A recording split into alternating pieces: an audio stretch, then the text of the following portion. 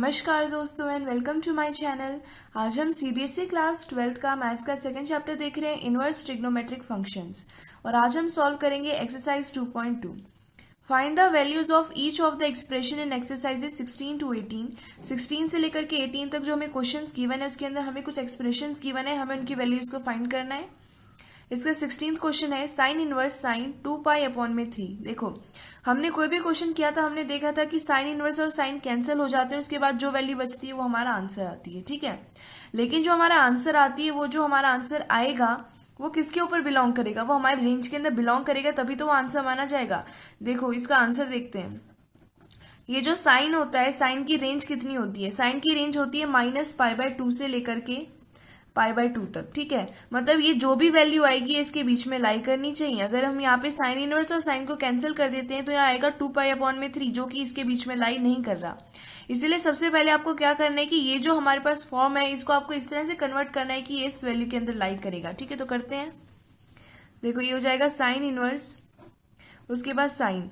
अब ये जो वैल्यू गिवन है आप इसको कैसे लिख सकते हैं? अगर आप इसको ऐसे लिखते हैं पाई माइनस में π/3 ऐसे लिख सकते हैं इसको। अगर आप इसको सॉल्व करते हो पाई माइनस π/3 को, होल एलसीएम लोगे 3π माइनस में पाई कितना आएगा 2π/3, और यही वैल्यू है। आगे वापस मतलब इसको हमने ऐसे लिख दिया, ठीक है, इसको ऐसे लिख दिया।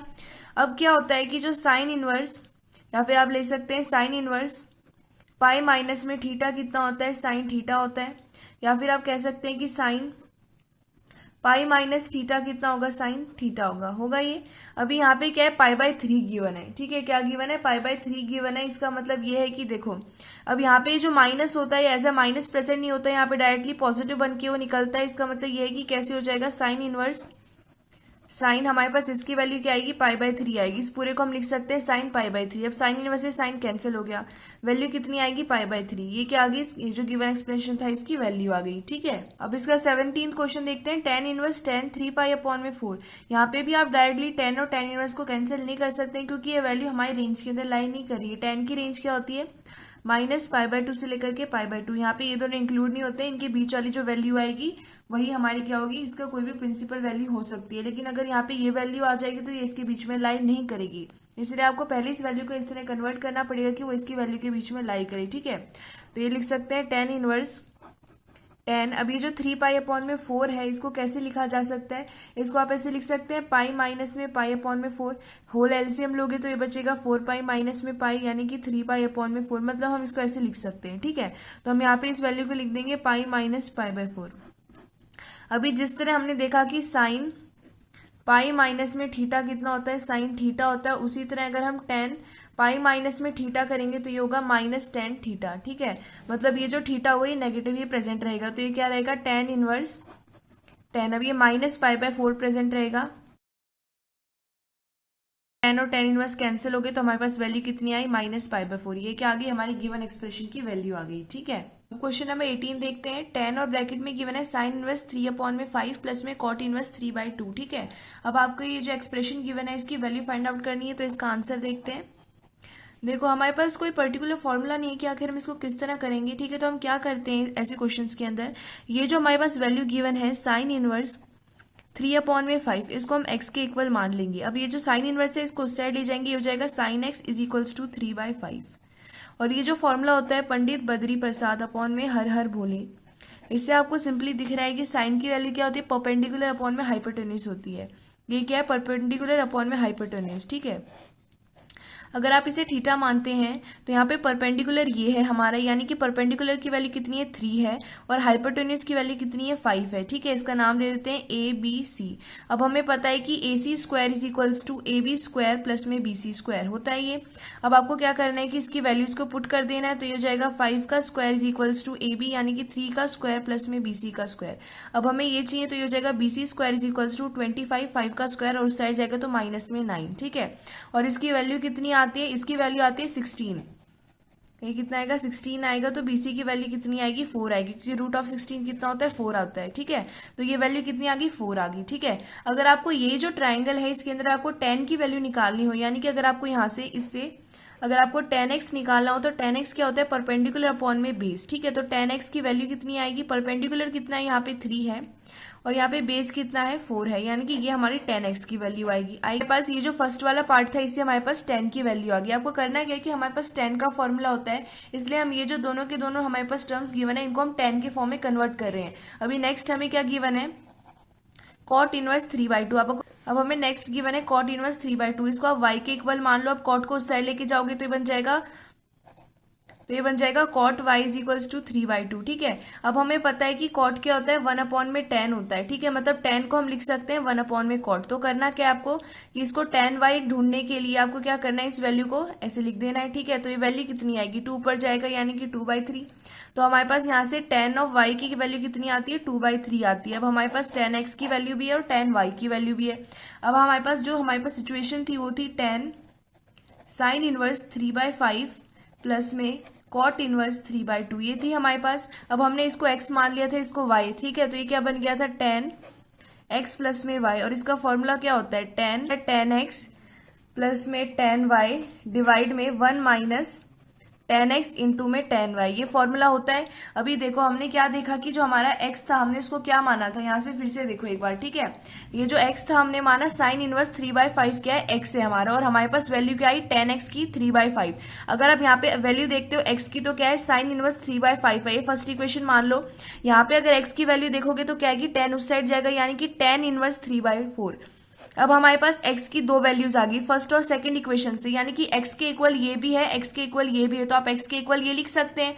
तो हम x की जगह लिखेंगे tan इनवर्स 3/4। ठीक है, उसी तरह यहाँ पे हमें y के इक्वल क्या गिवन था, cot इनवर्स 3/2, और यहाँ पे फाइंड किया तो tan के फॉर्म में हमारे पास क्या है, y की वैल्यू tan उस साइड जाएगा तो tan इनवर्स 2/3। अब ये जो हमारे पास वैल्यूज आ गई हैं, हमारे पास x की वैल्यू आई tan इनवर्स 3/4 और y की वैल्यू आई tan इनवर्स 2/3। ये हम पुट कर देंगे x और y की जगह, तो ये क्या बन जाएगा, tan x की जगह क्या पुट करेंगे, tan इनवर्स 3/4 प्लस में tan और y की जगह पुट करेंगे tan इनवर्स 2/3। ठीक है, और डिवाइड में 1 माइनस tan x मतलब tan इनवर्स 3/4 प्लस में इनटू में ये हो जाएगा tan y मतलब tan इनवर्स 2/3। अब यहाँ पे tan से tan इनवर्स कैंसिल हो जाएंगे। अब हमारे पास जो बचेगा आपको क्या करना है, उसको सॉल्व कर देना है। तो हमारे पास क्या बचा, हमारे पास बचेगा 3/4 प्लस में 2/3 डिवाइड में 1 माइनस 3/4 इंटू में 2/3, ये हमारे पास बचेगा। 3 से 3 यहाँ कैंसिल, 1 जा 2 जा। ठीक है, उसके बाद यहाँ पे क्या वैल्यू आएगी हमारे पास, इसको सॉल्व करने से ये हो जाएगी 17 डिवाइड में 12, और ये हो जाएगी हमारे पास डिवाइड में, ये हो जाएगा हमारे पास नीचे आ गया 2, तो 2 साइड जाएगा यानी कि ये हो जाएगा 1/2। ठीक है, हमारे पास ये वैल्यू आई। अब 2 1 जा 2 6 जा, यानी कि हमारे पास वैल्यू कितनी आएगी, जो गिवन एक्सप्रेशन थी इसको सॉल्व करने के बाद हमारे पास वैल्यू आएगी 17 डिवाइड में 6। ठीक है, तो ये हमारा इसका आंसर है। इसका क्वेश्चन नंबर 19 देखते हैं। cos inverse cos 7π/6 is equals to, ये आपका मल्टीपल चॉइस क्वेश्चन है। इसके अंदर आपको 4 ऑप्शंस गिवन है, हम सॉल्व करेंगे, उसके बाद आपको बता देंगे कि कौन सा ऑप्शन करेक्ट है। ठीक है, तो देखो ये जो वैल्यू है, जो सबसे पहले तो ये देखो, ये जो वैल्यू है ना, ये हमारी cos के रेंज के अंदर लाई नहीं करती है। क्यों नहीं करती है, क्योंकि जो cos होता है उसकी रेंज होती है 0 से लेकर के पाई तक, लेकिन ये जो वैल्यू है ये कहाँ लाई कर रही है, 0 से लेकर के 2 पाई तक। अब हमें करना क्या है कि ये जो वैल्यू है ये इस रेंज के अंदर लाई करे, इसलिए हम लोग जो ये हाईएस्ट वाला नंबर है 2 पाई, इसमें से इस वैल्यू को माइनस कर देंगे। ठीक है, तो ये क्या बन जाएगा, cos इनवर्स cos, ये हो जाएगा 2 पाई माइनस में 7 पाई डिवाइड में 6 हो गया ये। अब ये क्या हो जाएगा, cos इनवर्स cos, अब ये कितना हो जाएगा, 12 पाई माइनस में 7 पाई डिवाइड में 6। ठीक है, और 12 माइनस में 7 कितना होता है, 5, यानी कि 5 पाई अपॉन में 6। ठीक है, तो ये क्या बन जाएगा, cos inverse cos 5 pi divide में 6। अब ये जो वैल्यू है वो हमारी इस ब्रांच के अंदर, ये जो रेंज है इसके अंदर लाई कर रही है। इसका मतलब ये है कि यहाँ पे cos इनवर्स और cos कैंसिल हो गया। अब हमारे पास बचेगा 5 पाई डिवाइड में 6। ये क्या है, ये जो हमारे पास गिवन एक्सप्रेशन है इसकी वैल्यू है, और ये कौन सा ऑप्शन है, ये आपका ऑप्शन नंबर बी, यानी कि ऑप्शन नंबर बी क्या है, करेक्ट है। ठीक है, अब इसका क्वेश्चन नंबर 20 देखते हैं। sin π/3 minus sine inverse minus 1/2 is equals to, ये भी आपका मल्टीपल चॉइस क्वेश्चन है। इसके अंदर भी आपको 4 ऑप्शंस गिवन है, हमें चेक करना है कि कौन सा ऑप्शन करेक्ट है। उसके लिए हमें ये सॉल्व करना पड़ेगा, तो करते हैं। देखो यहाँ पे क्या गिवन है, साइन, तो यहाँ लिख लेंगे साइन, उसके बाद π/3 माइनस में साइन इनवर्स माइनस 1/2, तो साइन की वैल्यू 1/2 कब होती है, π/6 पर, यानी 30 डिग्री पर, और यहाँ पे माइनस गिवन है यानी माइनस π/6। ठीक है, तो ये क्या हो जाएगा, साइन पाई बाय 3, ये minus minus plus pi by 6 हो गया ये। अब ये क्या हो जाएगा साइन, यहाँ पे आपको 6 एलसीएम लेना है तो ये हो जाएगा 2 पाई प्लस में पाई हो गया ये। अब ये क्या हो जाएगा साइन 2 पाई प्लस में पाई हो गया 3 पाई डिवाइड में 6। अब ये 3 से कैंसिल हो जाएगा, यानी क्या value I sine pi by 2। Pi by 2 का मतलब होता है 90 डिग्री, तो साइन की वैल्यू 90 डिग्री पर कितनी होती है 1 होती है। तो जो 1 है वो हमारा करेक्ट ऑप्शन है। और 1 कौन सा ऑप्शन है, ऑप्शन नंबर डी, यानी कि जो आपका ऑप्शन नंबर डी है वो करेक्ट है। ठीक है, तो यहाँ पे लिख देते हैं ऑप्शन डी। तो ऑप्शन नंबर डी क्या है, एकदम करेक्ट ऑप्शन है। अब इसका क्वेश्चन नंबर 21 देखेंगे। tan inverse √3 minus cot inverse minus √3 is equals to, ये भी आपका मल्टीपल चॉइस क्वेश्चन है।